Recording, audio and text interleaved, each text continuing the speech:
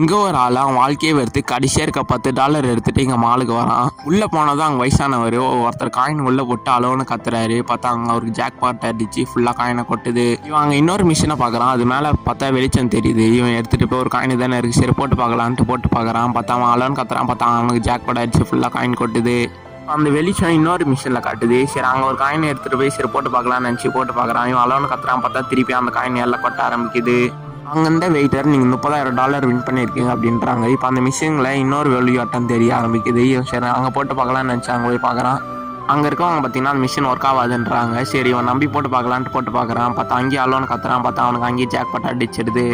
இதெல்லாம் பார்த்துட்டு அந்த பாட்டி நானும் அந்த மிஷினில் போட்டு பார்க்குறேன்னு போட்டு கத்துறாங்க. பார்த்தா அவங்களுக்கு அந்த காயின் ஜாக் பாட் அடிச்சு கொட்ட ஆரம்பிக்குது. இந்த ஆள் இதே டெக்னிக் வச்சு 25 தடவை வின் பண்ணிடுறான். அதுவும் இல்லாமல் அங்கே இருக்க அந்த பாட்டிக்கும் சொல்லித்தரான் எந்த மிஷினில் போனால் எங்கே ஜாக் பாட் அடிக்கும் அப்படின்ட்டு.